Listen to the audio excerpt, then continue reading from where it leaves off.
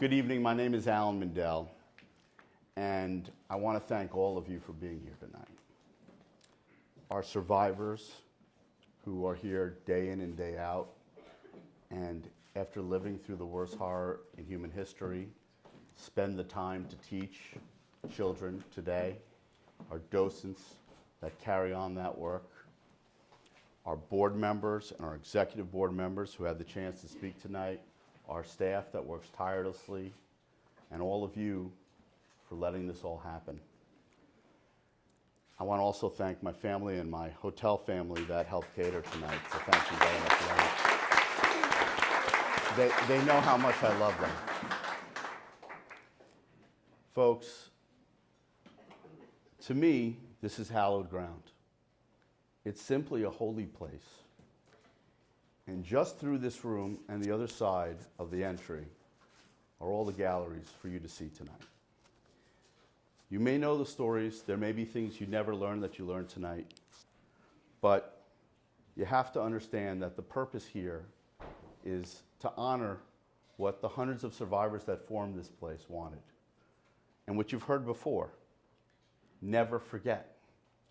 This is the embodiment of never forget. It's having a place like this here that doesn't let people forget because they want to. We will not let them. Currently, I'm the chair here, but I've been on the board for 20 years, and I'm a volunteer like any of the others. What drives me here, some come out of altruition. I'm here because, like Rob, I'm a 2G. I'm the second generation of a survivor. I'm the proud child of a mother who was orphaned and enslaved at age 11, of a father who fought every day from school age to survive, whose mother was murdered, whose siblings were murdered, and didn't know he had a father till 10 years later in America. It was memories like that and people that could not forget that came here and made this place. Boris Charton, our founders, our founding survivors. They're the reason this place exists, not any of us. Some of those that are here in the table in front. While this center started as a memoriam, it was not enough. That's why we became an education center. And as you've heard, last year, 50,000 people, children, young adults, police officers, first responders, nurses. And we help them and talk to them using the lessons of the Holocaust to try to create a more tolerant world. But it isn't just about being tolerant. We teach people to stand up. And what you're all doing here tonight is standing up.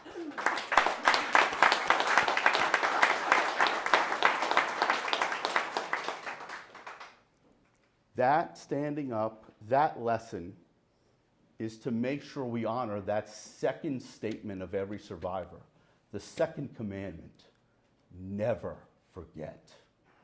If there's anything you take home tonight, do not let the people you love, the children you raise, and the children they raise, do not let them forget. And make sure they teach others. Because if you don't, no one else will do it for us. When we started here, and I remember it, this time of year, we would have a tribute dinner. And at that tribute dinner, there would be several hundred people, 400 to 500. And the vast majority of those were hundreds of survivors, hundreds of people telling their stories.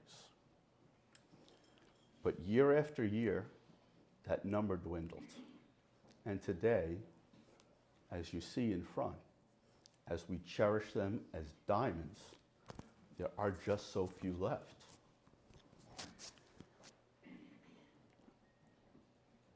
Just the last couple years, we've lost the following.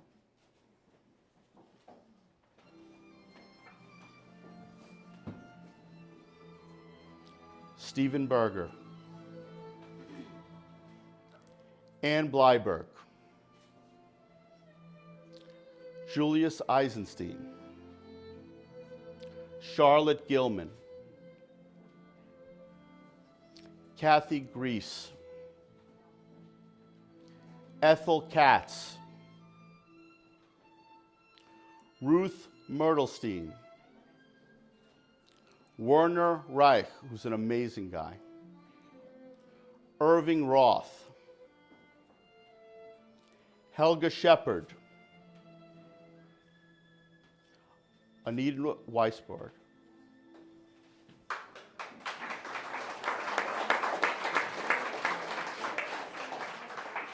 They are irreplaceable. We will try. You see the AI, that is our attempt.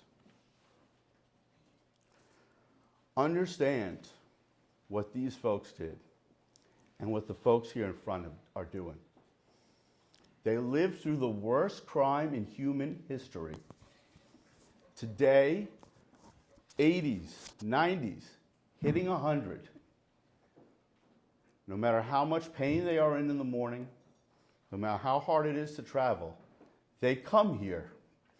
They stand where I stand now, and they relive that history day in and day out. And why? To teach that lesson. They are teaching the last generation that will ever hear that testimony. The next generation, no matter what we do, they will not be here to hear it. So each of you here must bear witness for them. You are the only hope we have. And folks, the world is filled with great causes that need help. But ours is more than a cause. And it's not nice to say. But today, we are at war. It's just that simple.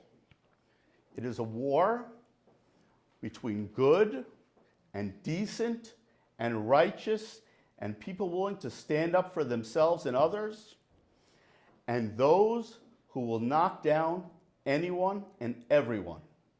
Those who will deny the history regardless of the testimony, the camps, the books, the records. They deny it all. They play it down. And they fight to create a world where none of us are welcome and none of our children will be either. And the only chance we have to stand here tomorrow is to fight today. So, I humbly come here tonight. I'm not the best representative of it, and for that I apologize. I'm stood up by some wonderful people that help.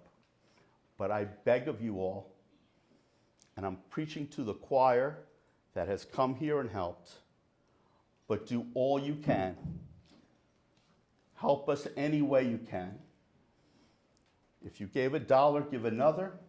If you gave an hour, give 2 more. If you told a friend, have that friend tell others. This is the only path we have to win.